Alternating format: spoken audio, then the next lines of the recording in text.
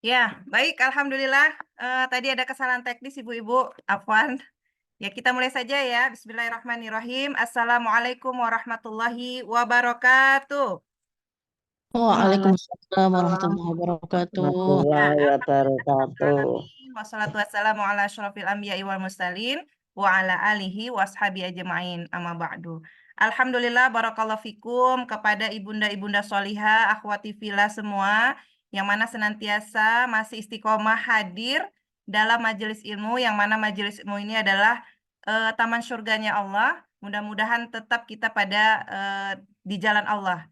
Selawat beriringkan salam, marilah kita hadiahkan kepada Nabi kita Muhammad Sallallahu Alaihi Wasallam, yang mana beliau adalah pemimpin umat. Berkat dakwah beliau, kita bisa menikmati indahnya persaudaraan dalam Islam. Pada malam hari ini, kita selalu berjamaah untuk terus mengkaji Islam. Mudah-mudahan dengan banyaknya kita berselawat kepada beliau, insya Allah kita akan mendapatkan syafaat beliau di yaumil akhir kelak. Amin, amin ya rabbal alamin.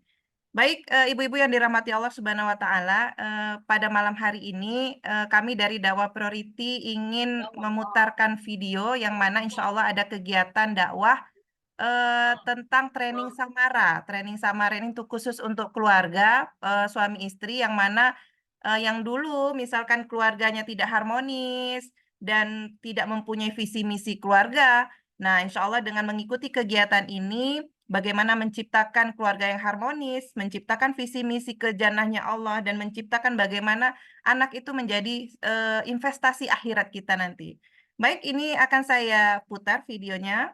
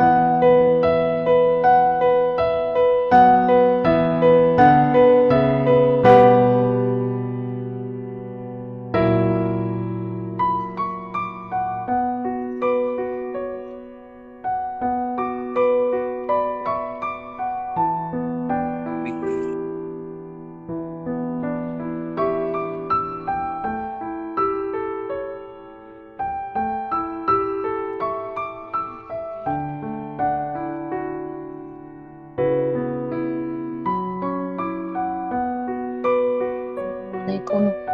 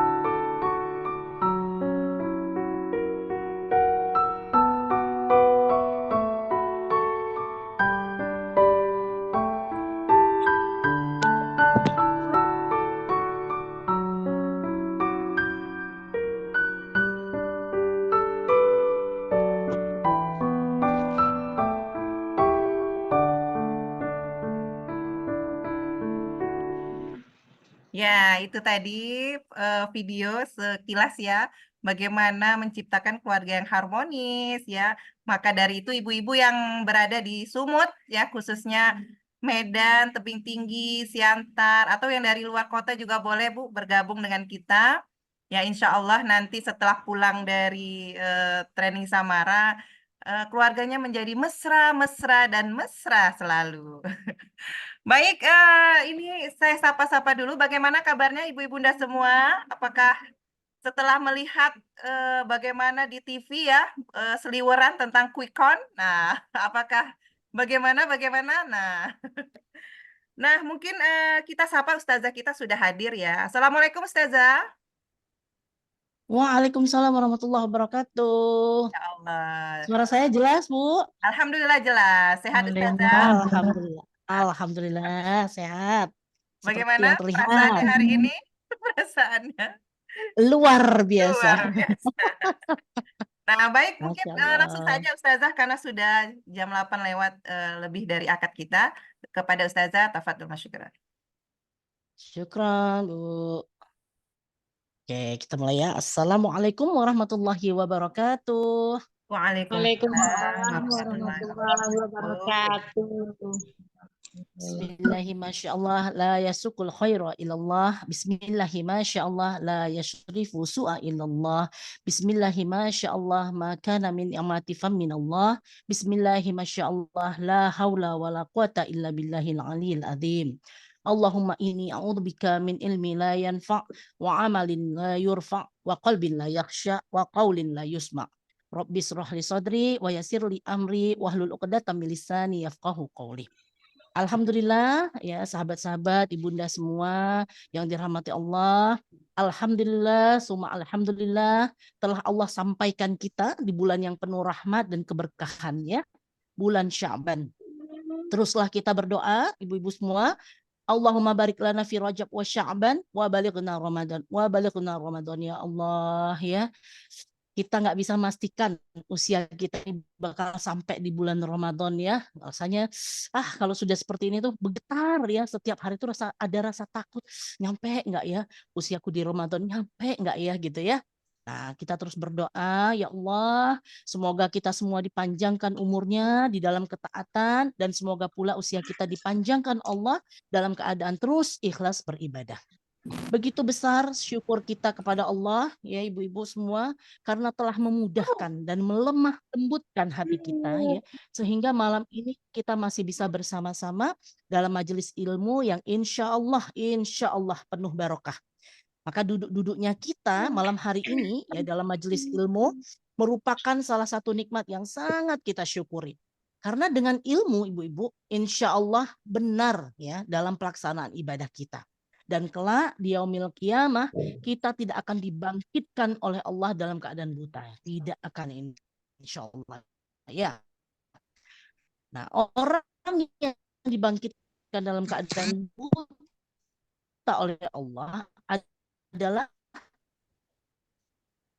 mereka yang tidak pernah memperhatikan ya. Dalam hal apa? Mereka, amalan-amalan mereka, ekonomi mereka, pergaulan mereka gitu ya, pendidikan mereka, kemudian pengasuhan mereka terhadap anak-anaknya dan sebagainya. Itu tidak diperhatikan apakah itu terkait dengan ilmu Allah yang sudah Allah turunkan atau tidak. Nah, naudzubillah ya. Jangan kita menjadi orang yang seperti itu, yang nanti dibangkitkan Allah dalam keadaan buta karena Allah sudah memberi tuntunan, ya Allah sudah memberikan pedoman dalam hidup kita, ya berupa aturan-aturan yang ada di dalam Al-Quran dan As-Sunnah, tapi kita nggak memperhatikan. Ya Allah katakan jangan riba ya ekonominya, kita nggak mengindahkan.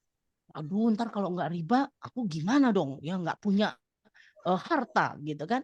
Terus Allah katakan jangan berkholwat, jangan berikhtilat. Aduh hari ini kalau kita nggak bercampur gitu ya dalam misalnya dalam pekerjaan atau bergaul begitu dengan temannya, dong gitu ya. Ntar kita terus kita jadi kayak aduh introvert begitu, nggak seru deh.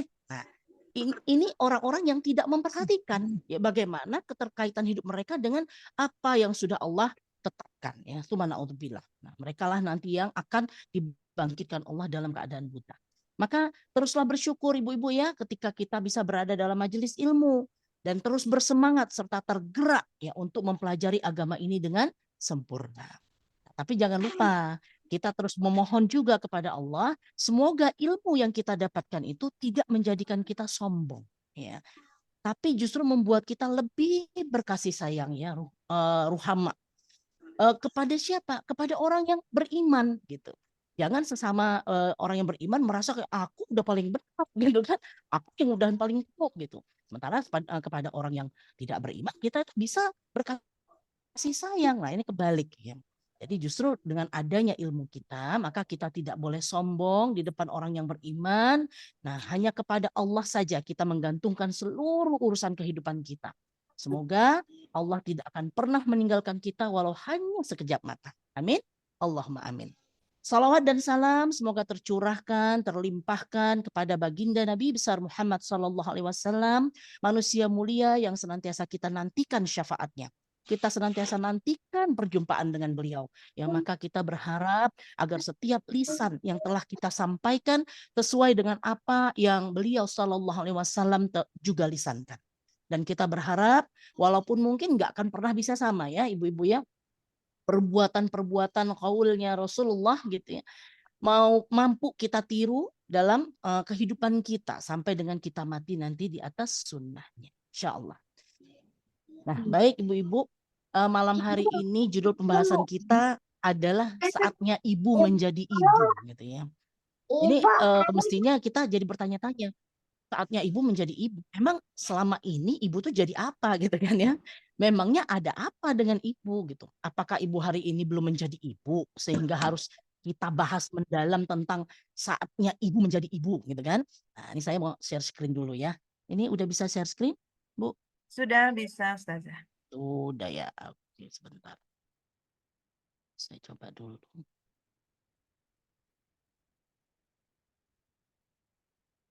Bismillah. Nah, muncul nggak, Bu? Sudah, Ustazah. Alhamdulillah. Siap. Sebentar, Bu. Oke, ini saya dulu. Nah, berjalan, Bu? Ininya? Ya, Jalan nggak? berjalan. Sudah, sudah. Sudah, oke. Siap.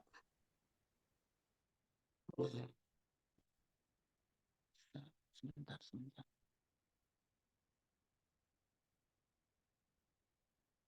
Oke. Nah, kita sering mendengar istilah warabatul bait ya. Ini saya mau kecilkan dulu deh. Kenapa kok besar sekali ini gambar-gambar kita? Oke. Ya. Kita sering mendengar istilah ya, Bu ya, warabatul bait. Artinya adalah ibu dan pengatur rumah tangga ya. Ibu, warabatul bait, pengatur rumah tangga. Di mana ini adalah ya sebuah gelar, ya, sebuah gelar yang mulia bagi seorang ibu. Nah, gelar mulia ini yang harus dijaga, Bu Ibu.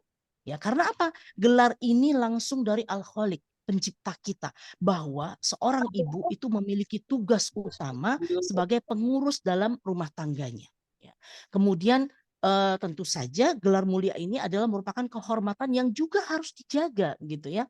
Nah, karena dengan gelar ini ya sehingga seorang ibu sebagai ibu perempuan itu punya peran besar ya menjadi manajer di dalam rumah tangganya. Jadi nggak cuma manajer di dalam sebuah perusahaan ya, tapi dia adalah manajer di dalam rumah tangganya karena dia punya gelar sebagai warabatul bait gitu ya, mengatur semua yang ada di dalamnya sampai hal-hal terkecil sekalipun ya, di mana letak meja, di mana letak kursi, ya, di mana menyusun buku dan segala macamnya. Itu adalah tugas seorang warabatul bait ya, ya, umi, ibu.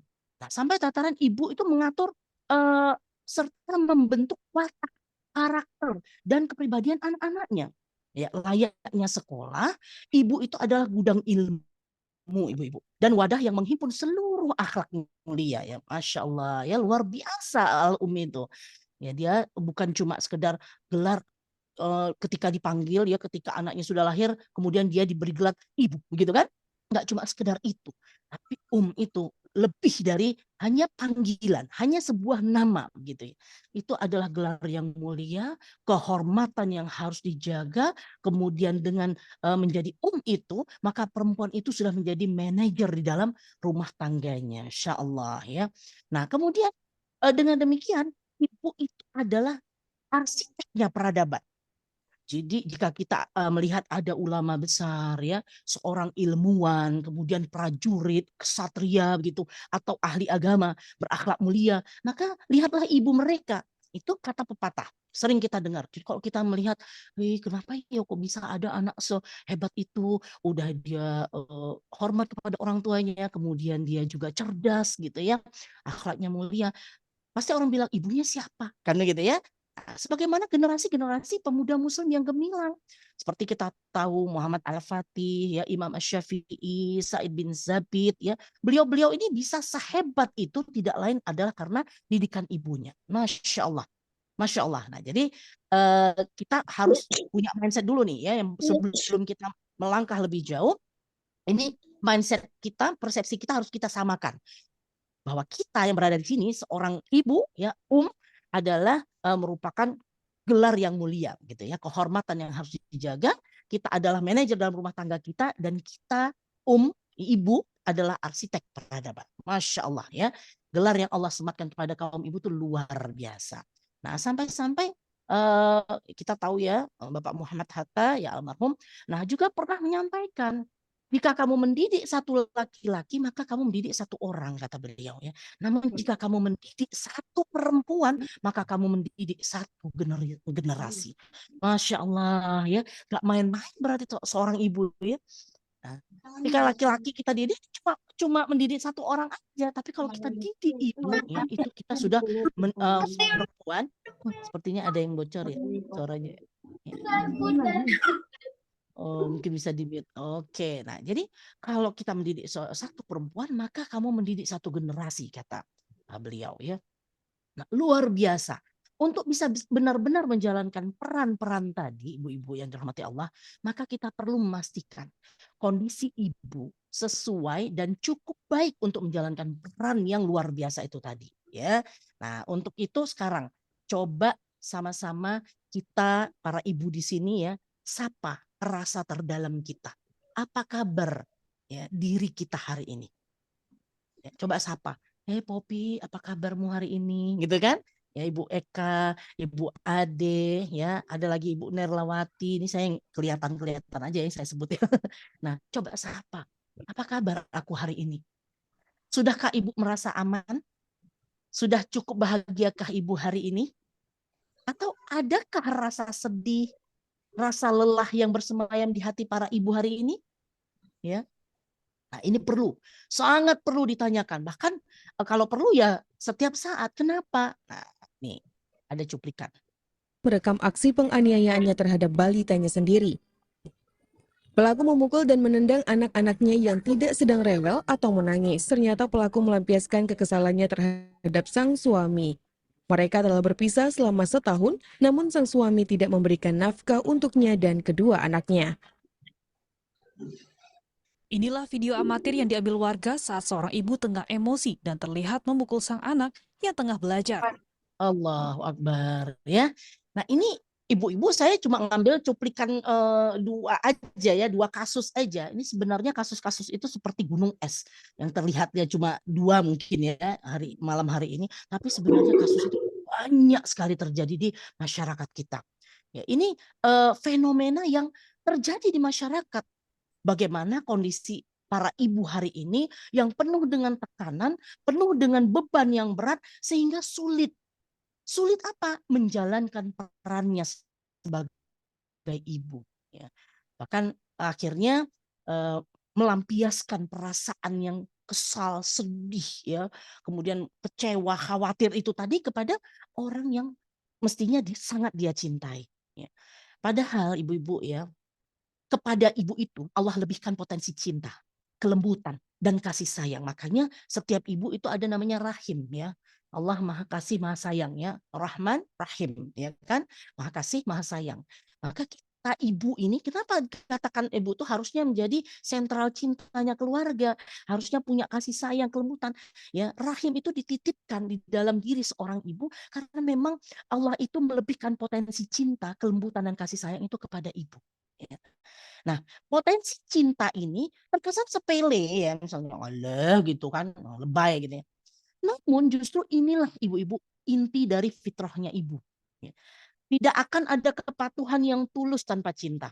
Coba kalau kita misalnya nyuruh anak, wah itu gak ada rasa cinta, coba suruh. Yang ada tuh anak malah bangkang kan ya, gak akan mau nurut begitu ya. Karena ada kepatuhan yang tulus tanpa cinta. Tak akan lahir kemauan untuk mengabdi tanpa cinta. Ketika kita mencintai Rabb kita, ya, kita suruh apa gitu ya, sami'na wa ata'na. Patuhan yang tulus itu lahir dari sebuah cinta. Ya, kemauan untuk mengabdi itu juga lahir dari rasa cinta. Tidak mudah untuk menerima kebenaran tanpa cinta. Ya. Maka cinta bukan hal yang sepele, ibu-ibu. Ya, cinta itu adalah pondasi kehidupan manusia, dan cinta itu Allah titipkan kepada kita, para ibu. Ya, nggak heran ya, ibu itu adalah orang yang pertama yang akan disebut anaknya ketika jatuh, ya kan? Gitu, dia nggak bilang bapaknya, nggak panggil ayahnya gitu kan. Ibu itu menjadi tempat anak kembali dari hiruk pikuknya dunia. Ya, jadi dia pulang sekolah udah kesel, udah lelah, dia lempar sepatunya, dia taruh tasnya, dia panggil siapa? Ma, bu, bun, gitu kan?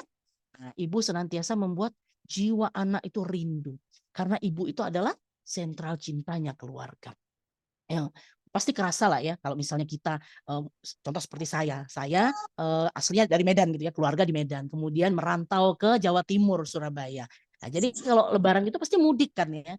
Nah, itu kalau seandainya nggak ada ibu di rumah, wah itu rasanya beda gitu ya. Meskipun saya cuma panggil doang, Umi mana, itu kelihatan, oh iya sudah gitu. Hanya ngelihat ya ada ibu gitu ya. Itu rasanya beda gitu kan. Mungkin kalau ibu-ibu yang sudah ibunya sudah tidak ada, itu pasti terasa kan rumah itu beda gitu kan. Tidak seperti yang biasanya ceria. Padahal mungkin kita pulang itu nggak ngapa-ngapain, cuma ngelihat, "Bu," gitu kan. Ya, dengar suaranya aja udah, oh ada ibu gitu kan. Nah, memang seperti itulah fitrah seorang ibu. Ya, jadi Allah titipkan rasa sayang, rasa cinta itu sehingga membuat jiwa anak itu rindu untuk kembali. Karena ibu adalah sentral cinta keluarga.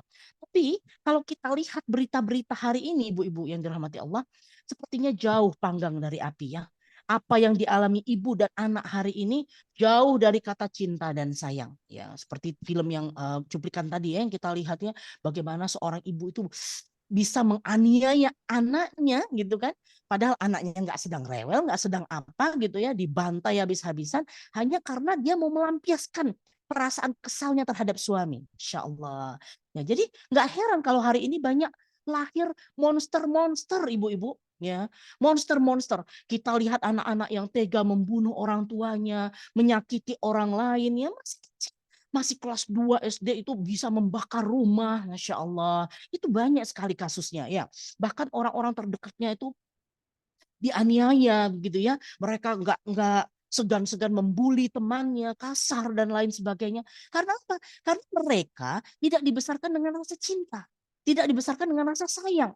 Mereka terbiasa dengan bentakan, cubitan, pukulan, ya, kata-kata kasar dan keburukan-keburukan lainnya. Akhirnya, oh, ada yang bocor ini, ya, oke. Nah, akhirnya mereka pun berbuat sama kepada orang lain. La haula wala quwata illa billah. Mereka tidak merasakan cinta. Gimana cinta? Gimana sih kasih sayang? Bagaimana mereka bisa memberikan cinta dan kasih sayang kepada orang lain ya? La haula wala quwata illa billah. Nah, kehidupan hari ini berdampak pada apa? Pada lemahnya peran perempuan ya. Nah, ini kalau kita lihat melemahnya peran perempuan, yaitu hak-haknya itu dilecehkan gitu ya. Banyak perempuan hari ini ya nggak dianggap begitu. Ah, perempuan kamu, udah nggak usah gitu kan. Nah, kemudian peran sebagai ibu itu dipinggirkan gitu. Ya seolah-olah, aduh kalau jadi ibu tuh kok kayaknya kurang ini ya, kurang modern begitu. Apalagi jadi ibu rumah tangga, IRT. Ah, sekolah tinggi-tinggi jadi IRT, jadi ibu. Aduh, enggak deh, gitu kan. Jadi sebagai ibu itu terpinggirkan begitu. Kemudian dia tidak berperan sentral lagi. Apa-apa itu sudah didelegasikan gitu ya. Ada pembantu, ada nenek kakek begitu ya. Jadi ibu ini tidak lagi berperan sentral.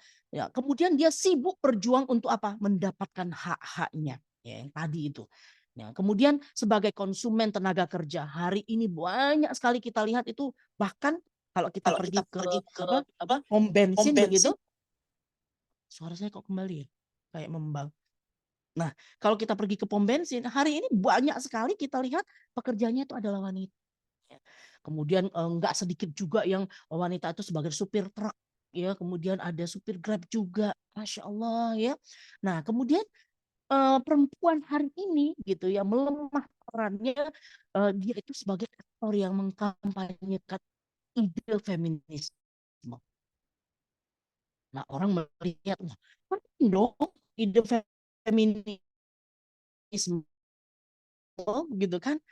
Jangan salah, feminisme ini sangat penting ya. Untuk apa? Untuk penjajahan ibu-ibu. Jadi kita nggak boleh apa ya, ibaratnya tuh kita kayak nggak mau tahu gitu. Orang bilangnya feminisme, feminisme keren gitu kan.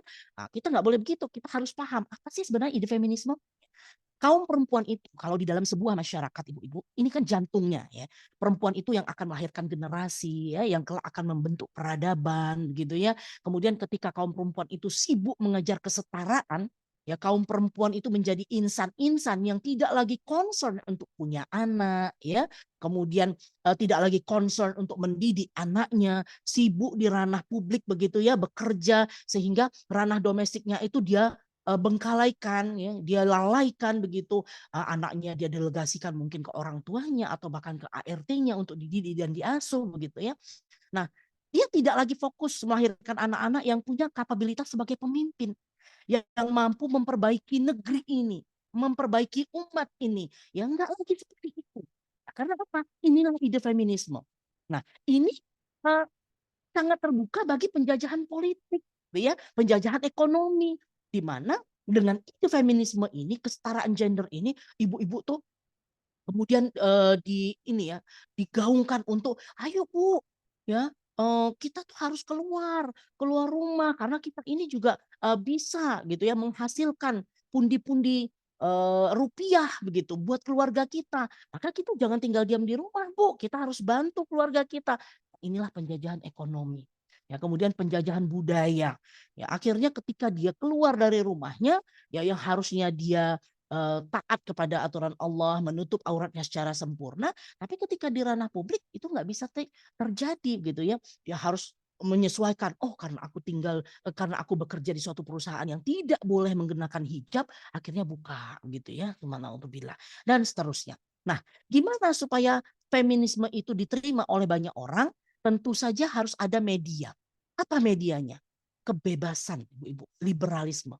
Jadi masyarakat yang bebas itu adalah katalisator, ya, adalah mempercepat suksesnya program feminisme ini tadi.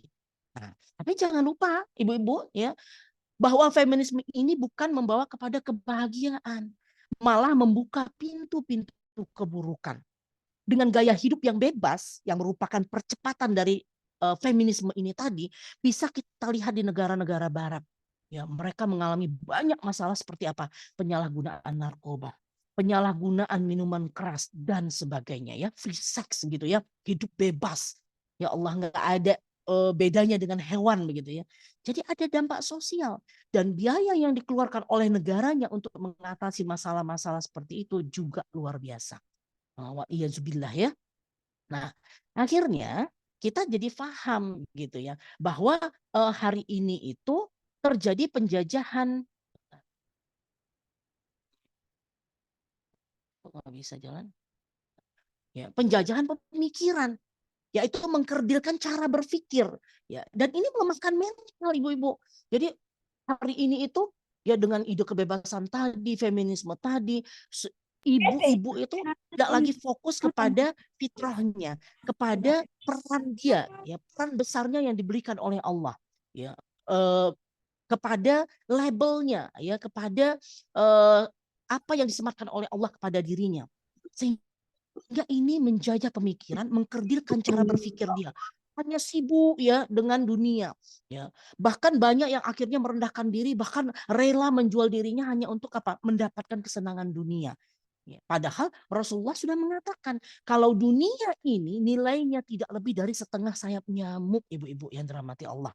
Ya bayangkan nyamuk yang kecilnya seperti itu, sayapnya mungkin lebih kecil lagi pastinya ya. Terus dunia ini kata Rasulullah hanya setengah sayapnya. Allahu Akbar. Itu yang hari ini itu dikejar banget sama manusia. Ya, dikejar banget sama para ibu begitu. Ya, dia lupa tugas pentingnya, peran besarnya, fitrahnya seperti apa, tapi dia akhirnya punya pemikiran yang kerdil. Nah, ini akhirnya juga melemahkan mental. Maka nggak heran kalau muncul penyakit-penyakit mental atau mental disorder yang hari ini banyak kita temui seperti postpartum depression ya, ketika melahirkan depresi, bingung, oh ntar anakku bisa nggak ya aku rawat, ntar gimana dong, ini anak butuh biaya, bisa nggak ya, ya kan, pusing, depresi, baby blues, ya, anaknya nangis, pokoknya nggak siap gitu ya menjadi seorang ibu ya, burn out sih cukup waktu, kemudian mikirin aduh harus beli susu, harus makan banyak supaya asinya banyak. Wah, pokoknya macam. Kemudian muncul yang namanya anxiety, kecemasan ya. Kemudian ada juga namanya eating disorder atau penyakit makan gitu ya, bulimia, anoreksia, nervosa, ya macam-macam. Ini mental disorder ini atau mental illness ini muncul dari cara berpikir yang sudah rendah. Ya, pemikiran yang sudah dijajah oleh apa? Kita lihat, ya. Dijajah oleh Ghosul Fikr, ya, fenomena Ghosul Fikr atau perang pemikiran. Ya, dijajah oleh pemikiran sekuler dan kapitalis hari ini. Ya, ini yang akhirnya menyebabkan kita itu, para ibu itu punya low level life. Ya, jadi hidupnya itu taraf yang rendah begitu. Ya. Padahal sebenarnya kita punya cita-cita yang besar. Nah, karena sekuler tadi, pemisahan antara agama dengan kehidupan, hidupnya tidak lagi diatur oleh agama, seolah-olah agama itu nggak ada tuntunannya untuk mengatur kehidupan gitu ya. Hidupku ya diatur oleh hukum positif saja, undang-undang begitu yang dibuat oleh manusia. Kayaknya agama nggak bisa dia ngatur hidupku. Ya, itu sekuler, ya dipisahkan gitu antara agama dengan kehidupan. Jadi hidup itu nggak usah bawa-bawa agama. Agama itu suci, bersih, udah dia tinggal aja di pojok-pojok masjid, ya di kajian-kajian boleh bahas agama, tapi kalau kehidupan nggak usah pakai agama. Nah, kemudian kehidupan kapitalis ya yang serba materi. Nah, maka ibu-ibu itu akhirnya punya low level life tadi. Ya, dikerdilkan pemikirannya seolah-olah dunia ini adalah segalanya, ya dia rela untuk melakukan apapun gitu sampai dia tuh harus tadi ya misalnya menjual dirinya, depresi ria gitu, berpikir bagaimana caranya mendapatkan dunia yang hanya setengah sayap nyamuk. Nah, akhirnya ibu ini kehilangan cita-cita besarnya ya. Nah, cita-cita seorang ibu itu, ya ibu-ibu yang dirahmati Allah, itu sudah barang tentu tinggi, luhur, ya, mulia begitu. Oh, ada muncul ini. Oke. Ya, sudah barang tentu tinggi, luhur, dan mulia. Nah, bicara cita-cita, hal ini memang selalu terkait dengan dua hal mendasar dalam hidup, yaitu apa? Identitas diri dan makna kesuksesan. Kita harus paham ini. Ya, yang semua ini bermuara pada apa? Tujuan hidup. Nanti ini ada sebenarnya pembahasan khusus ya tentang apa sih tujuan hidup manusia. Ya. Jadi kita bermula dari akhir, lucu ya, bermula dari akhir. Artinya begini, kita harus tahu dulu nih akhir kita ini mau di mana. Ya, baru kita menentukan start kita dari mana. Jadi kita harus tahu dulu nih, kita tujuannya mau kemana sih, gitu ya. Oh, aku mau ke Jakarta, oke. Nah, baru kita tahu nih startnya mau naik pesawat kah, mau naik kereta api kah, mau naik bus kah, mau bus yang jam berapa, kereta api yang model gimana. Nah, kita akan tahu. Makanya dua hal mendasar dalam hidup yaitu identitas diri kita ini siapa dan makna kesuksesan itu harus ada ketika kita berbicara cita-cita. Nah, ini muaranya ya, identitas dan makna kesuksesan ini itu lahir dari ketika kita sudah tahu apa sih tujuan hidup kita. Itu ibu-ibu. Jadi seorang ibu muslimah yang karena keimanannya kepada Allah, Rasul, dan risalah Islam sebagai landasan kehidupannya, maka akan mendefinisikan cita-cita tertingginya itu dalam menjalani dan menaklukkan kehidupan dunia untuk tujuan beribadah kepada Allah. Ya. Demi tujuan yang jauh ke depan yaitu kehidupan akhirat yang abadi. Harusnya itu. Ya, jadi harusnya kita bermuara dari tujuan hidup itu tadi. Apa? Ya, tujuan kehidupan akhirat yang abadi. Nah, akhirat yang gimana? Akhirat itu ada dua. Ada yang sengsara, ada yang nikmat. Tentu saja kita ingin kehidupan akhirat yang nikmat. dan abadi. Sehingga bisa kita lihat ya, cita-cita terbesar para ibu itu adalah bagaimana doa yang sering dilantunkan oleh para ibu. Apa doanya? Nah, ini ada di Quran surat Al-Furqan ayat 74. Saya bacakan artinya ya. Dan orang-orang yang berkata, ya Tuhan kami, anugerahkanlah kepada kami istri-istri kami dan keturunan kami sebagai penyenang hati kami. Dan jadikanlah kami imam bagi orang-orang yang bertakwa. Ya Allah ya, ini ibu-ibu kalau baca doa ini ya setiap habis sholat, kemudian sedang berzikir itu kita berdoa gitu ya. Waj'alna lil muttaqina imama. Ya Allah, jadikanlah kami imam ya, imam bagi orang-orang yang bertakwa, bukan orang-orang sembarangan gitu ya. Bukan imam bagi orang yang sholat atau beriman saja tidak, tapi bagi orang-orang yang bertakwa. Ya Allah, kita sudah paham ya dari pertemuan-pertemuan sebelumnya bahwa makna takwa itu adalah menjalankan perintah, menjauhi larangan. Sami'na wa ata'na. Nah, ini orang yang bertakwa luar biasa. Yang insya Allah ya, yang insya Allah sudah Allah janjikan surga bagi orang-orang yang bertakwa. Nah ini kita ibu-ibu sekalian ya. Jadi bukan aduh cita-cita apa punya rumah 5, mobil 3 misalnya gitu ya. Kemudian kedudukan jadi manajer apa gitu. Itu kecil ibu-ibu sekalian ya. Itu kecil banget. Itu rendah banget begitu ya. Cita-cita itu rendah banget. Kenapa? Hanya sebatas dunia. Yang kita tahu dunia tadi tidak lebih besar dari setengah sayapnya nyamuk. Masya Allah.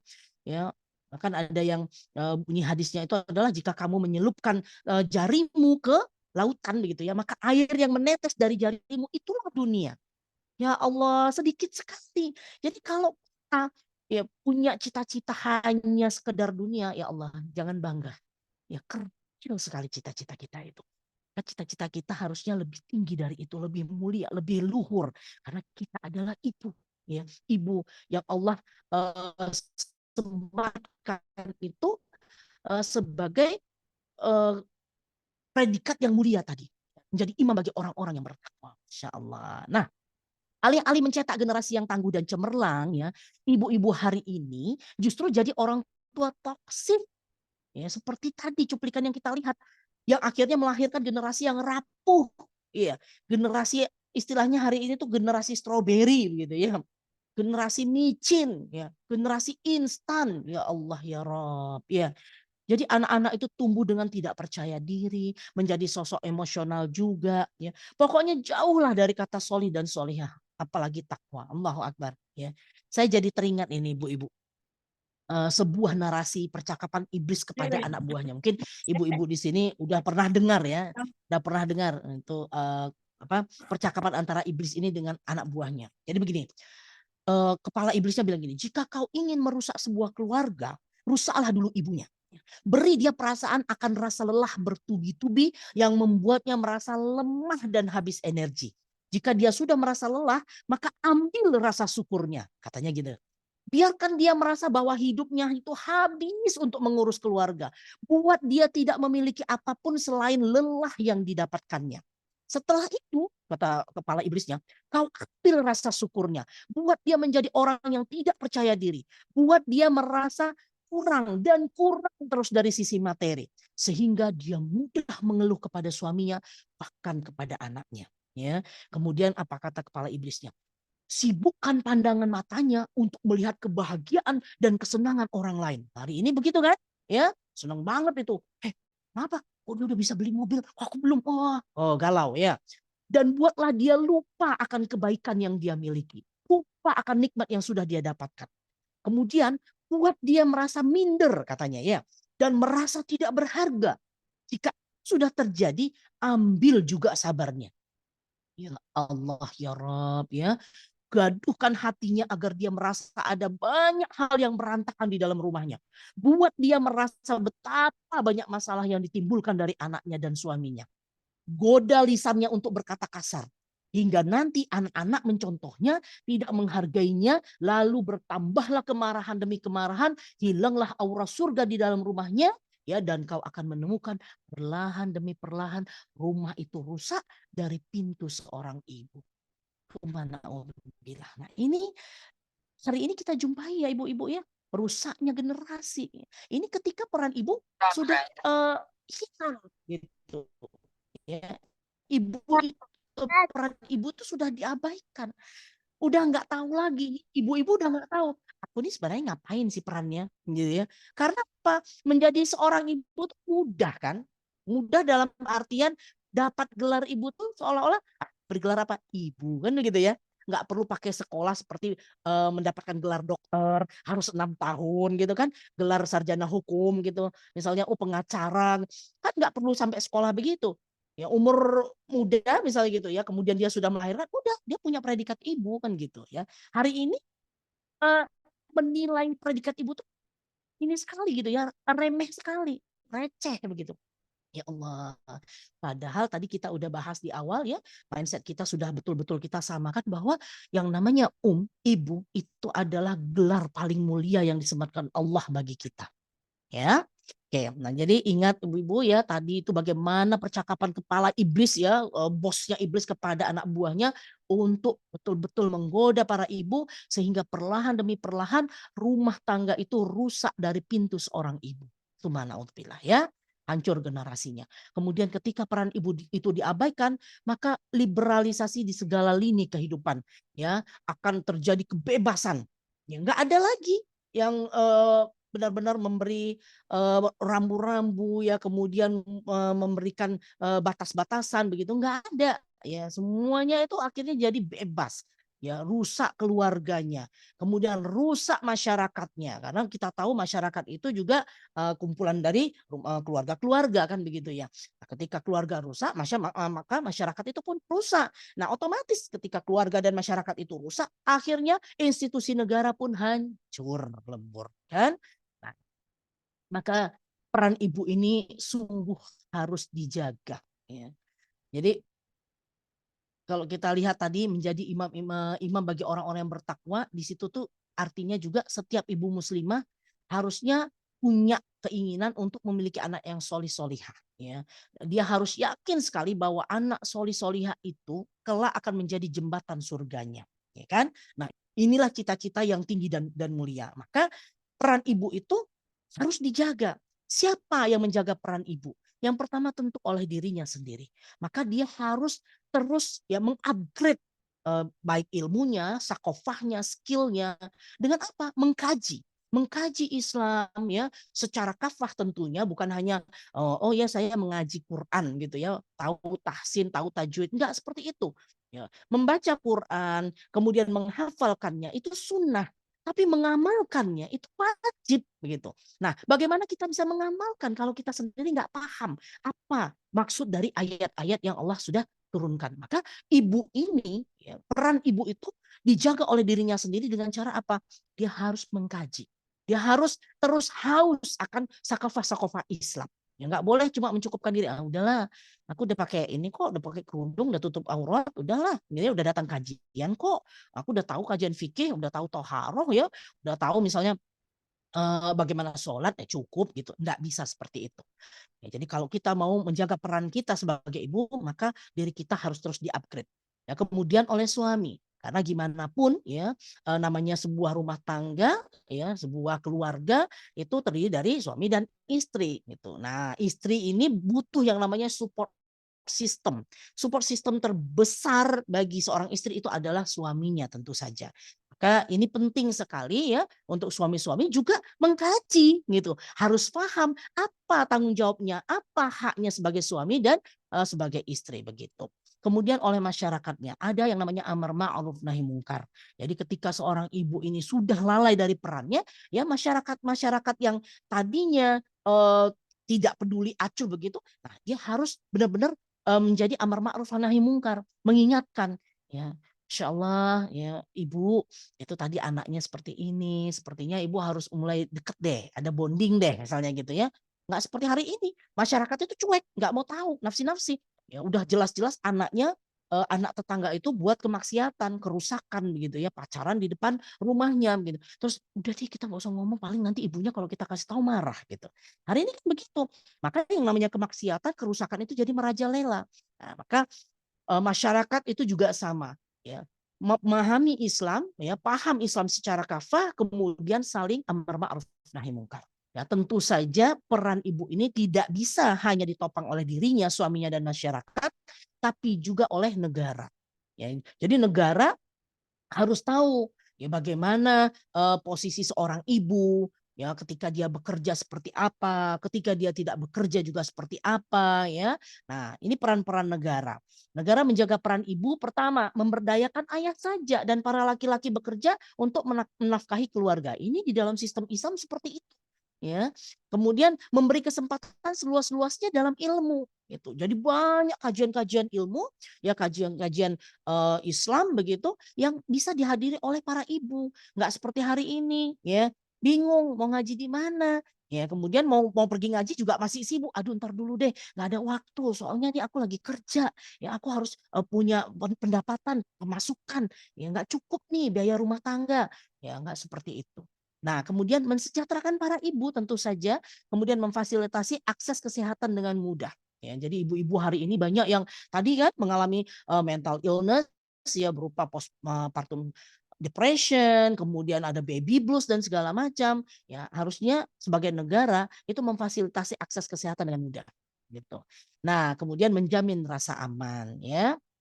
Itu kalau kita baca sirah ya, dulu ketika Islam itu yang berkuasa ya, kemudian sistem kehidupan itu adalah sistemnya Islam ya pada zaman khilafah waktu itu.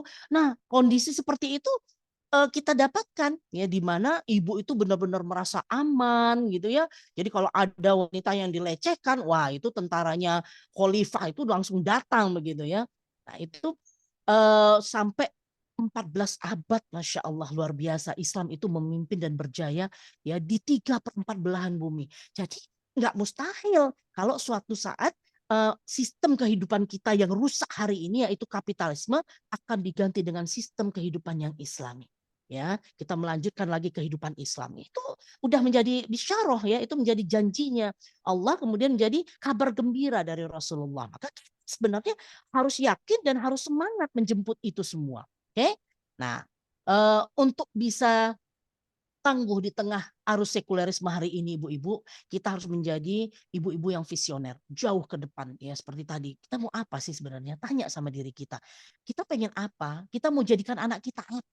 Ya, kemana tujuan hidup kita? Nah, kita tuh harus punya visi seperti itu.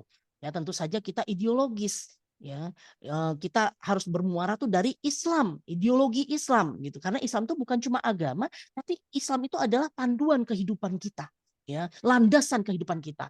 Ya, ada aturan-aturan yang mengatur kehidupan kita. Jadi bukan aturan-aturan seperti hari ini gitu yang bisa berubah-ubah sesuai dengan siapa yang membuat aturannya, tidak.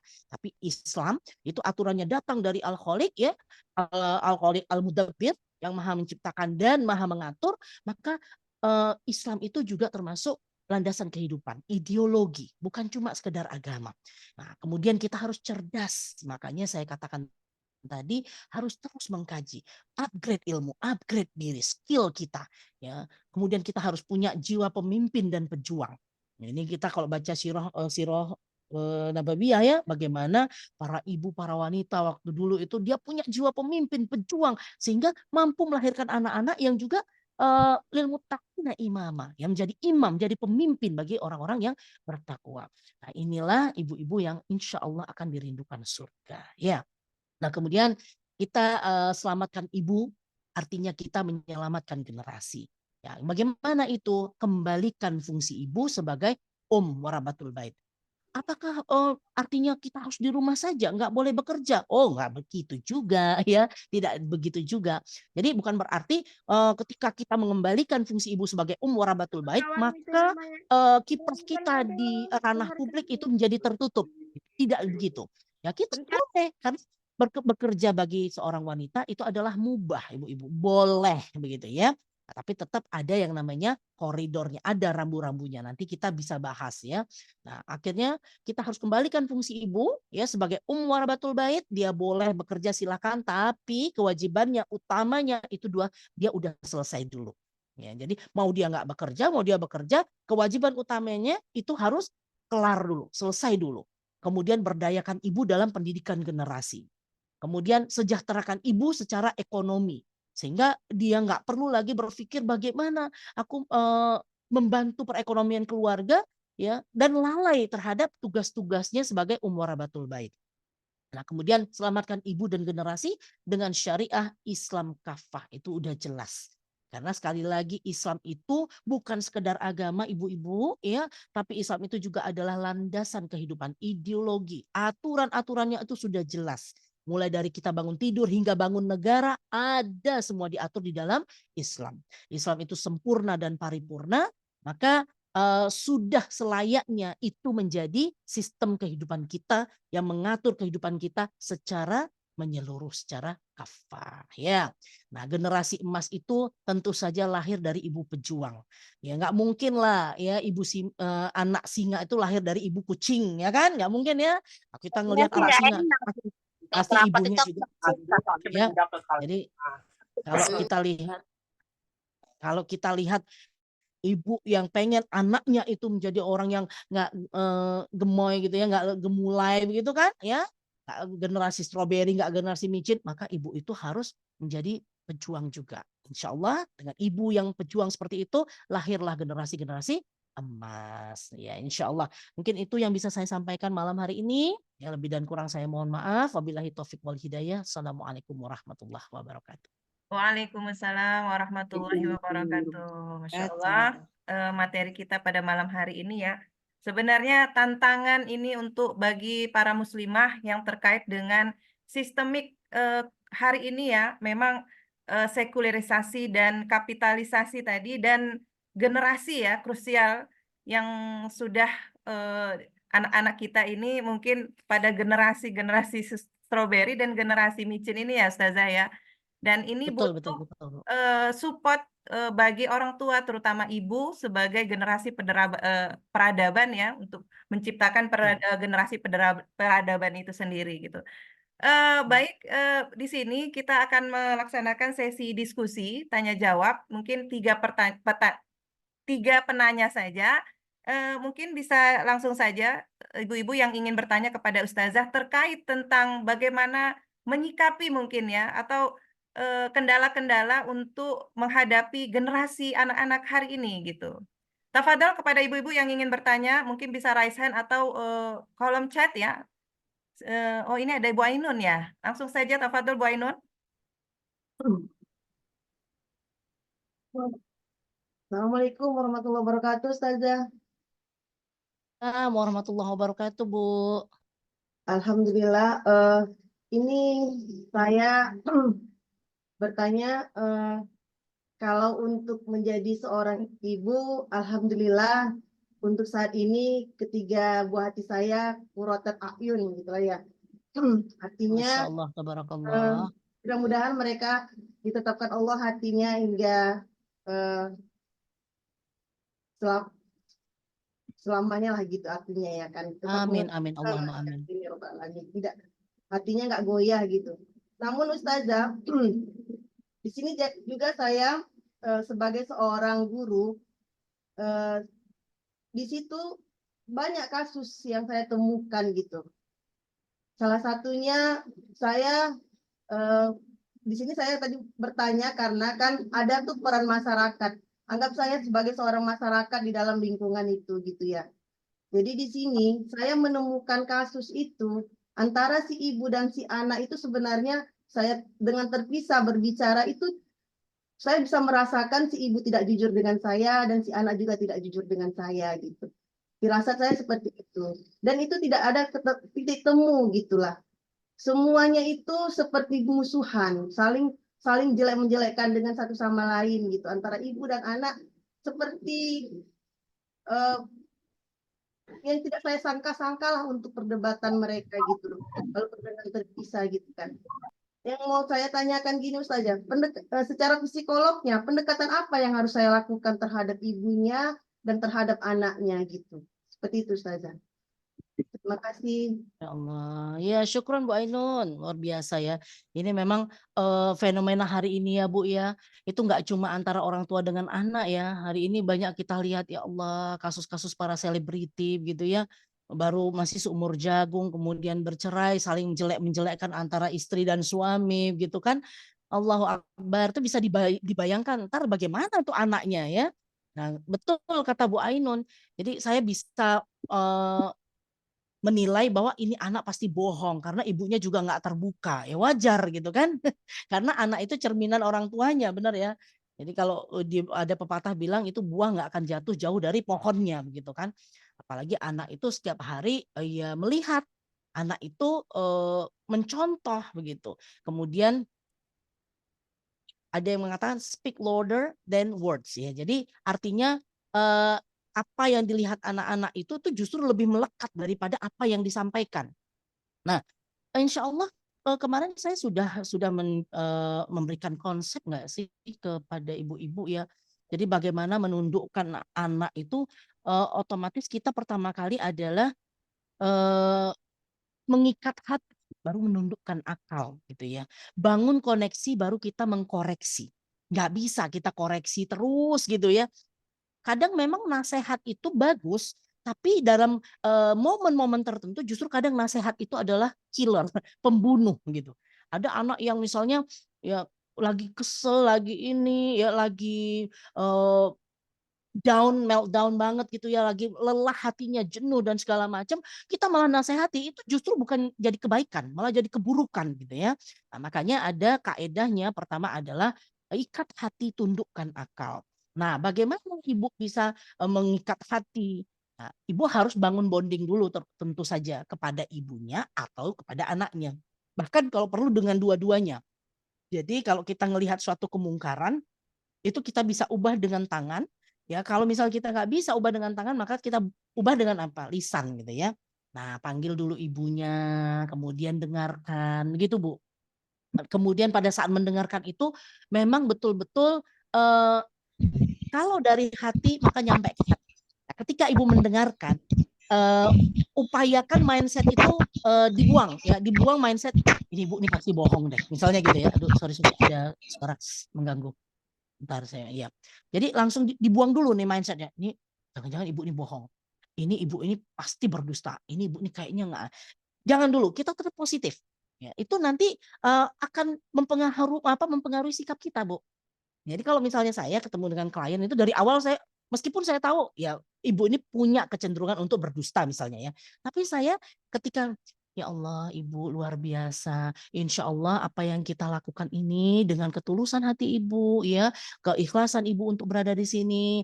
Ibu akan jujur mengatakan. Nah itu saya bangun dulu gitu loh ya. Itu ada namanya rapport ya. Jadi kalau di NLP itu kita buat dulu mindset di ibu ini bahwa dia harus jujur, dia harus terbuka gitu kan. Dia harus ikhlas untuk melakukan itu, nggak merasa berat datang ke kita untuk menyampaikan keluh kesahnya gitu. Nah, kita pun sama. Ketika dia berhadapan dengan kita nggak jangan punya mindset negatif dulu, positif, ada vibes positif begitu ya.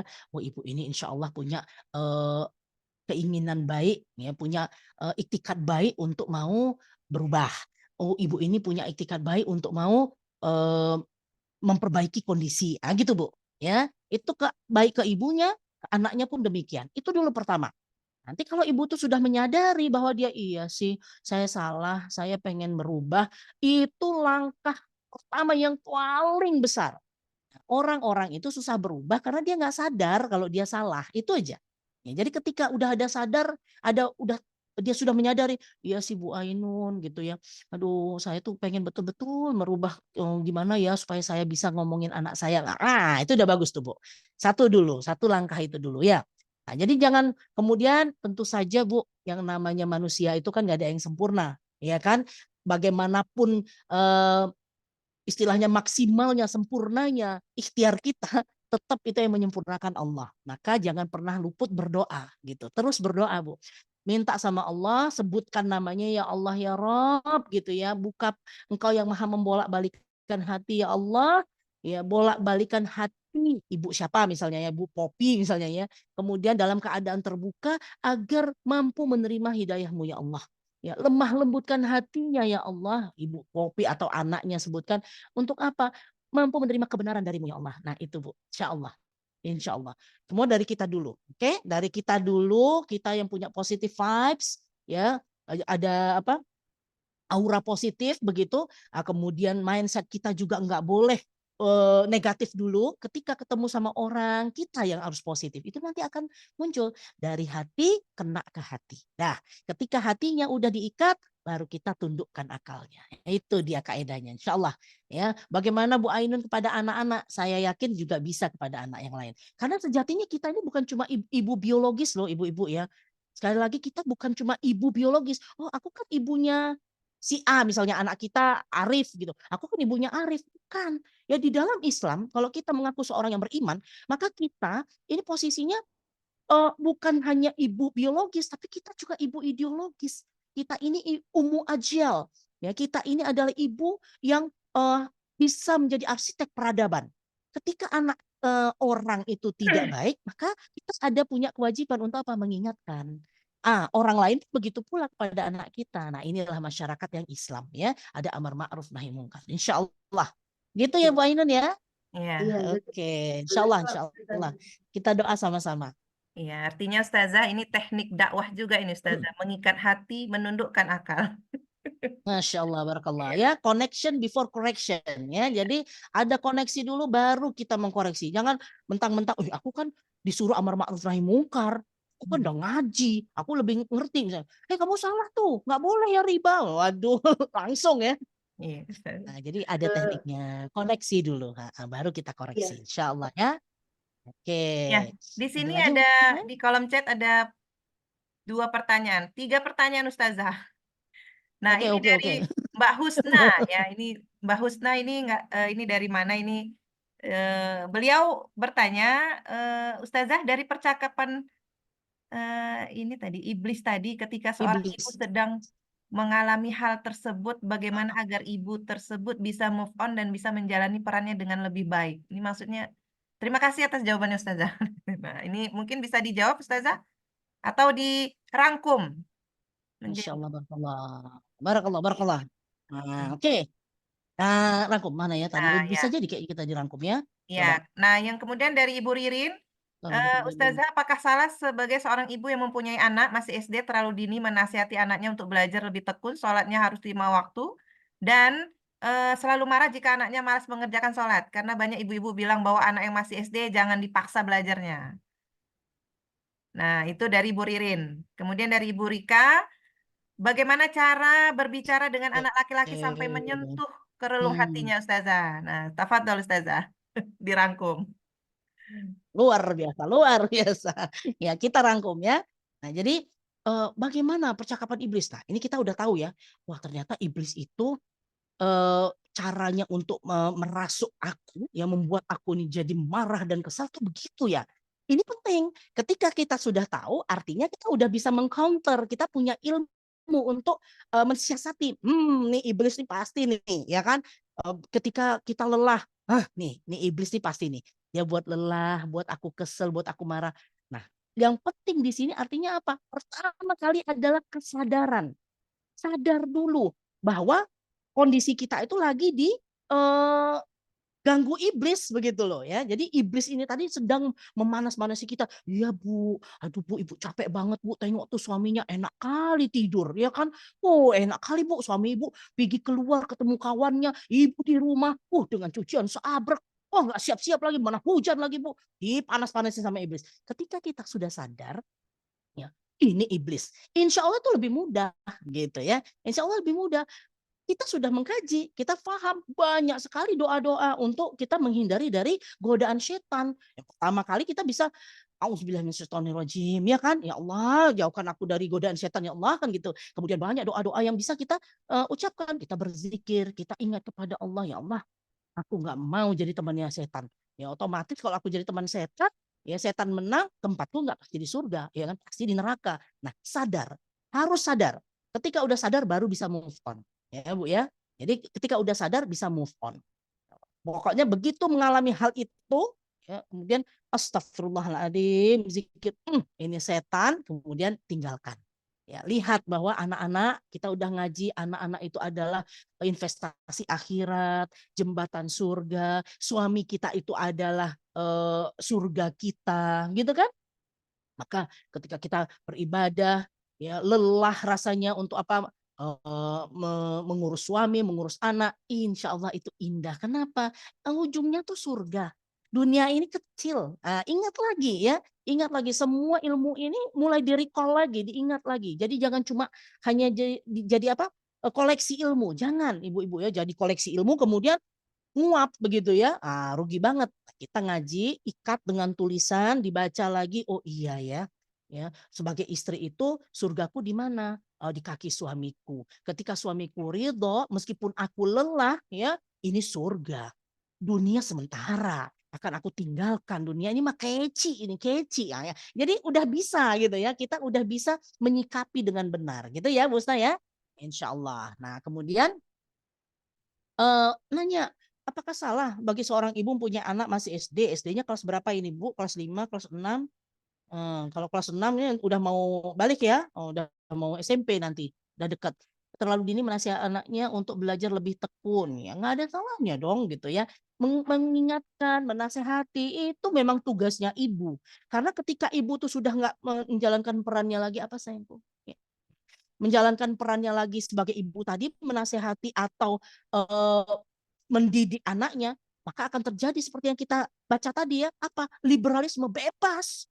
Ya anak-anak merasa, nggak ada yang negur kok. Ya, aku mau kayak mana, mau miras kek, mau nggak sholat kek, nggak ada yang negur kok, nggak ada yang nyalah-nyalahin gitu ya, nggak ada yang nasehatin. Nah, ini salah. Nah, justru benar. Tapi caranya, semua itu seperti kata Bu Tri tadi ya, caranya. Tinggal bagaimana ya skill kita berkomunikasi. Nah, itu mungkin harus kita pelajari. Ada lagi ilmu komunikasi yang harus kita pelajari. Bagaimana komunikasi dengan anak laki-laki, bagaimana komunikasi dengan anak perempuan, tentu berbeda. Ya, tentu berbeda. Ini akan lanjut kepada pertanyaan selanjutnya ya. Bagaimana untuk bisa menyentuh kerelung hati? Yang pertama sekali ibu-ibu itu memang yang namanya pendidikan. Allahu Akbar. Di sini lagi hujan deras nih, tirnya barusan luar biasa ya. Jadi nah, untuk bisa ya bonding dengan anak itu nggak ujuk-ujuk ya ibu-ibu ya, nggak serta-merta. Sekarang aja deh, nih anakku udah mulai ngomongnya agak serius, aku bonding sama dia. Nggak bisa, itu dimulai dari awal. Ada itu tuntunan pendidikan Rasulullah tuh ada. Bagaimana anak 0 sampai 7 itu harus diperlakukan seperti raja. 7 sampai 14 itu apalagi. 14 sampai 21 itu bagaimana? Itu ada ibu-ibu. Nah, itu ada pelajaran khususnya ya, kalau kita bahas di sini ntar kepanjangan ya. Nah, itu ada.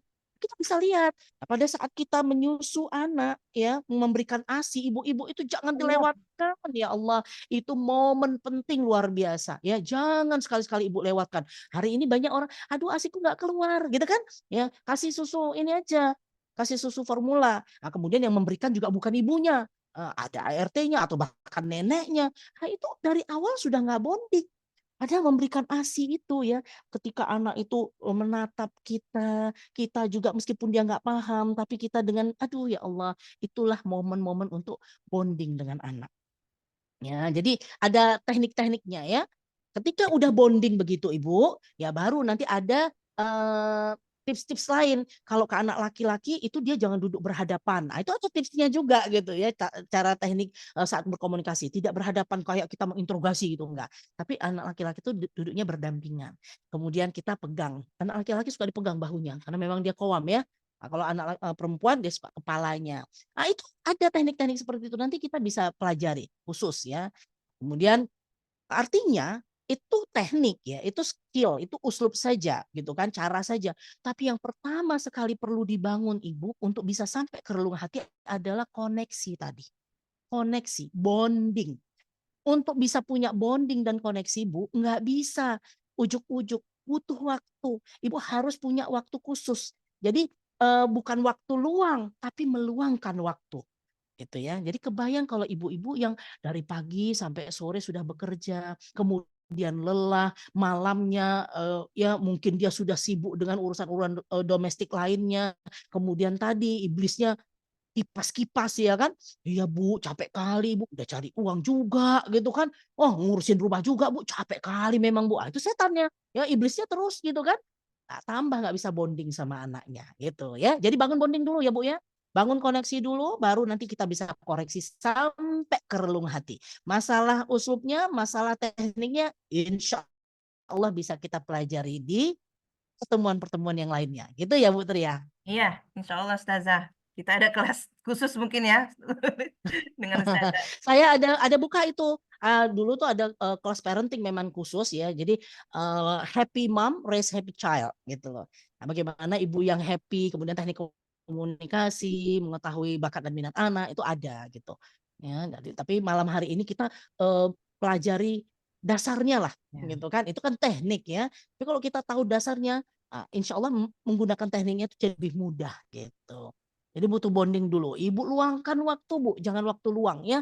Luangkan waktu betul-betul. Jadi bukan cuma ada waktu luang, sini duduk. Itu pun masih main HP ya kan. Nah, anaknya udah duduk di situ, Mama tadi kan aku ini main bolanya gol mah, 2 kali mah aku golin. Oh hebat kamu. Jadi main HP. Itu nggak waktu luang namanya, ya kan? Nggak ngeluangkan waktu namanya gitu ya. Oke. Jadi luangkan waktu, jangan waktu luang.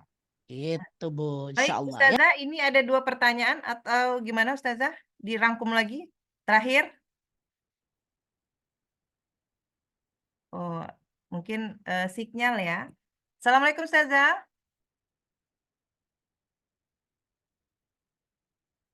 Boleh Bu, kita baca lagi. Iya, kita rangkum lagi ya Ustazah ya. Ini terakhir. Ya. Ini dari, Bu, sinyal. halo? Ya, Assalamualaikum. siap Bu. Ya, Siap. jelas Ustazah? Jelas? Ya, Iya, iya. ya. Kita rangkum kembali ini terakhir Ustazah Jelas Putri, pertanyaannya. jelas. Ya. Afwan Ustazah ini bertanya dari Ibu Islamiyah, nggak tahu nih namanya siapa ya. Caranya agar tetap menjaga ruhiyah, bagaimana caranya agar tetap menjaga ruhiyah ketika sudah menjadi ibu sekaligus istri dalam sistem yang sekuler ini? Karena peran ibu hari ini harus merangkap, bukan hanya menjadi umul warobbatul bait, tetapi menjadi istri soleha. Kemudian bagaimana menyikapi kasus pelecehan sesama anak TK? Hari ini makin ngeri dunia pendidikan sebagai seorang ibu, pasti makin parno untuk menitip anaknya di sekolah. Nah, ini pertanyaan terakhir lagi Ustazah. Bagaimana cara bisa menjadi seorang sahabat ayah dan juga ibu untuk anak-anak perempuan yang sudah beranjak dewasa? Saya selama ini sudah mencoba tetapi tetap berasa belum mampu dan bahkan merasa gagal. Nah, ini sudah terakhir nih Ustazah. Nah, tafadhol Ustazah. Allah ya Rob. Ini anak perempuan lagi ya. Kalau misalnya nggak bonding, tadi kita tahu kita mendidik anak perempuan itu seperti kita akhirnya mendidik sebuah generasi gitu, sebuah peradaban gitu ya. Nah, bayangkan kalau anak-anak perempuan kita ini ternyata didikannya itu ya kurang ya, keliru bahkan itu salah ya, auzubillah min zalik gitu ya. Tapi sekali lagi nggak ada kata terlambat. Oke, kita bahas dulu yang pertama. Bagaimana caranya agar tetap menjaga ruhiyah ketika sudah menjadi ibu sekaligus istri dalam sistem yang sekuler. Nah, seperti saya katakan tadi, untuk menjaga peran ibu, nggak bisa cuma ibunya sendiri. Ya, nggak bisa cuma ibu bilang saya harus kuat zikirnya, ya, saya harus kuat sholat sunnahnya. Insya Allah semua bisa saya handle, nggak bisa. Ya, karena penjaga peran ibu tadi itu ada 4. Betul, dirinya sendiri itu harus yang utama gitu ya. Dia harus betul-betul paham posisinya sebagai hamba Allah, ya harus apa, kemudian bagaimana dunia ini menyikapi dunia ini. Kita udah bahas ya di pekan sebelumnya bahwa dunia ini memang tempatnya diuji. Ya, sehingga itu membuat kita itu secara ruhiyah insya Allah lebih kebal gitu, lebih kebal karena ketika ada ujian kita langsung sadar ya Allah, oh ini memang dunia itu tempatnya diuji gitu ya, dan dunia ini tempatnya aku bersusah-susah, berpayah-payah. Nanti waktunya istirahat, waktunya aku panen gitu ya, panen amat di akhirat, di surga ya. Nah, mindset ya, ubah mindset itu. Mindset itu penting sekali karena pikiran kita itulah yang nanti akan mempengaruhi tingkah laku kita, amal kita, perbuatan kita. Nah, maka penting kita untuk memasukkan mindset kita yang tepat, yang benar. Ya, sesuai apa? Tentu saja sesuai Al-Quran. Nah, bagaimana kita tahu ini mindsetnya sesuai dengan Al-Quran? Ngaji, ibu-ibu. Nggak ada yang lain, gitu ya. Ngaji ke Bu Tri. Bu Tri, mana nih ada program dakwah priority, gitu. Tentang fikih ini, misalnya fikih wanita. Aku harus apa? Nah, itu nanti jadi mindset kita. Input kita, ya, input. Jadi kita harus punya input yang benar, ya, sesuai dengan syariat, gitu. Nah, itu insya Allah yang bisa membuat kita itu terjaga ya secara ruhiyah insya Allah dengan mengkaji. Nah, nggak bisa sendiri ibu-ibu. Dia harus apa? Ada support sistemnya. Yang paling kuat adalah dari suami. Perlu ada dialog ya, perlu ada komunikasi dengan suami. Ya, kok Bunda lelah ya, gitu kan. Tadi ada masalah di sini, ada masalah begini. Yang buat katanya Bunda Eli Risman, buat anak kan nggak sendiri toh, buatnya berdua. Mau jaganya sendiri? Ya nggak mungkin lah, gitu kan. Kata Bunda Elia harus berdua gitu. Ya, kalau buatnya berdua ya harus tanggung jawab berdua gitu. Nah, jadi ada komunikasi ya, bangun komunikasi. Itu juga nanti butuh skill, Bu. Ya bagaimana kita berkomunikasi dengan suami. Itu juga ada tekniknya. Ya, itu ada juga kelasnya khusus begitu. Ya, bagaimana istri dengan suami punya bonding. Nah, kita tahu suami itu juga nggak punya dasar yang sama, ya dia dibesarkan di keluarga yang mungkin aturannya juga berbeda, ajarannya berbeda. Maka menyatukan dua kepala yang berbeda itu nggak mudah, gitu kan? Maka butuh lagi apa? Ilmu. Nah, itu tadi ngaji lagi, ya kaji lagi. Apa kewajiban istri? Apa hak suami? Bagaimana sebenarnya suami harus bertingkah laku kepada istri? Ya, kalau suami itu paham agama, paham Islam, ya dia nggak mungkin menyakiti istrinya. Karena Rasulullah mengatakan orang yang paling disayang sama Allah ya, yang paling dicintai oleh Allah adalah orang yang sayang sama istrinya gitu. Laki-laki atau suami yang sangat memuliakan istrinya itu. Nah, kalau dia paham agama, insya Allah dia nggak akan berlaku kasar kepada istrinya. Lagi-lagi apa? Ngaji ya. Jadi istri harus ada, suami harus ada, kemudian apalagi peran masyarakat. Ya, ibunya udah lelah nih, udah capek ngurusin anaknya. Bisa jadi si anak ini nggak dengar ngomong orang tua, tapi dengar ngomong gurunya, dengar ngomong tante tetangga, begitu. Saya sama anak tetangga itu anak tetangga saya bilang gini, aku senang kalau anakku sudah main ke tempatnya Bu Popi, ngomong gitu. Kenapa? Karena kalau udah pulang dari rumah saya, anak itu kalem gitu loh, jadi kalem gitu. Karena saya nasehatin.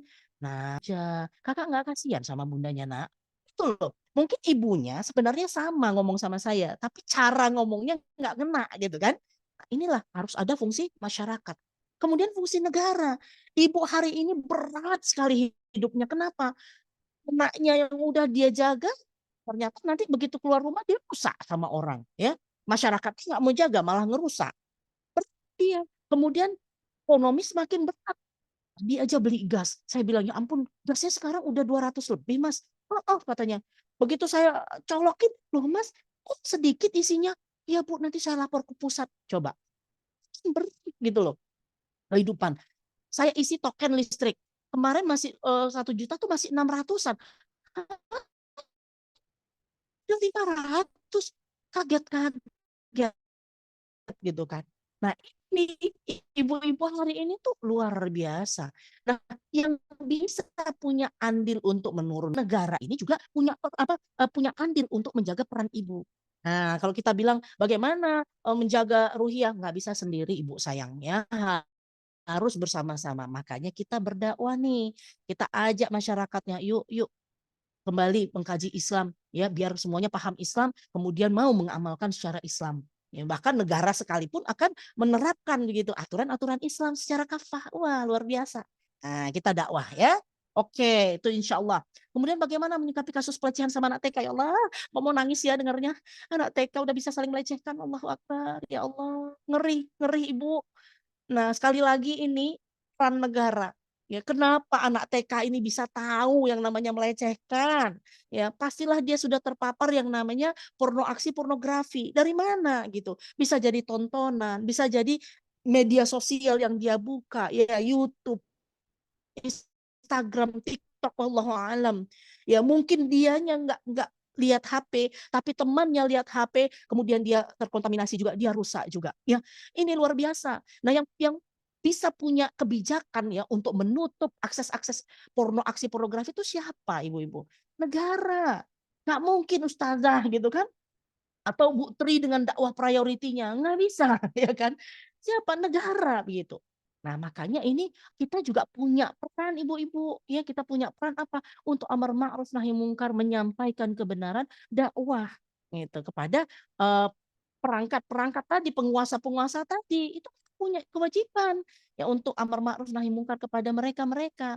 Ya, kemarin ikut milih kan misalnya ya, kita tahu tuh ada wakil-wakil rakyat. Itu kita sampaikan ya, yang punya hak untuk membuat aturan bagi manusia di dalam hidup ini, di dalam kehidupan kita, itu hanya Allah Subhanahu wa taala.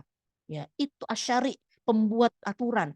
Jadi bukan manusia yang buat aturan, gitu kan. Nah, aturan Allah tuh seperti ini. Kita sampaikan begitu, Bu, ya. Astagfirullah. Ya pokoknya aduh, loh serem lah anak TK bisa melecehkan, Allahu Akbar. Nah, selanjutnya eh, bagaimana cara bisa menjadi seorang sahabat ayah dan juga ibu untuk anak perempuan yang sudah beranjak dewasa. Masya Allah. Nah ini ya, kalau dibilang belum mampu dan bahkan merasa gagal, artinya ini dari awal ya. Sejak awal itu ada, saya nggak bilang salah ya, tapi kurang ya, kurang apa? Kurang bonding. Ini saya harus lebih dalam lagi sebenarnya menggali. Ibu melakukan apa saja, misalnya ya dengan anak udah seperti apa, berapa lama ya waktunya ibu dengan anak itu bisa komunikasi. Kemudian apa saja yang sudah ibu lakukan, ini informasinya masih minim ya buat saya. Tapi artinya tidak ada kata terlambat ibu, ya lebih baik terlambat daripada tidak sama sekali. Ya. Meskipun ibu merasa kok belum mampu ya, enggak apa-apa Bu, teruskan aja. Ya sering-seringlah minta maaf kepada anak. Maaf ya nak ya, mungkin bunda yang salah, ya punya kurang waktu dengan kamu, misalnya ya kurang memahami kamu seperti apa. Bisa nggak nak? Ya, kita mulai lagi dari awal. Maaf ya nak, nggak apa-apa ya, jangan apa gengsi gitu. Ya, minta maaf sama anak, nggak apa-apa. Karena kita manusia, kita tempatnya salah dan lupa, ibu-ibu. Minta maaf sama anak, kemudian yuk nak, mulai libatkan anak dalam setiap aktivitas kita. Nah, bunda mau dakwah loh nak, mau ikut nggak nak? Ayo gitu. Atau bunda mau ngaji nak, yuk nak yuk. Ih kamu cantiknya kalau pakai baju ini, belikan baju. Ya pokoknya ada hal-hal seperti itu. Kemudian anaknya masih acuh, nggak acuh. Sekali, 2 kali, 3 kali. Itu akan insya Allah ada kemudahan. Ya kan? Karena apa? Itu gorizah ibu. Ya, gorizah itu naluri. Yang dia rangsangannya dari luar. Ya, ya kan saling mencintai itu rangsangannya dari luar ibu. Kalau sering dirangsang, awalnya nggak mau, nggak senang, nggak suka, benci ya ibu dengan anaknya, lama-lama itu luluh insya Allah. Ya, jadi terus sabar, libatkan anak, jangan terus nanti anaknya udah begitu marah lagi gitu, jangan ya. Kemudian mulai sabar, mulai libatkan anak, apalagi dia udah dewasa, tanya, kamu hari ini kemana nak? Ibu antar ya. Gak usah, aku sama temanku aja. Ya, padahal ibu hari ini nggak kemana-mana, pengen khusus sama kamu. Nah, gitu loh. Ya udah ntar aja deh, sekali, 2 kali ya.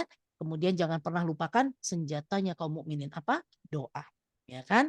Doa itu senjata kita. Teruslah berdoa, Bu. Doa ibu kepada anak itu tidak ada ininya, hijabnya, Bu. Langsung ya didengar oleh Allah, insya Allah.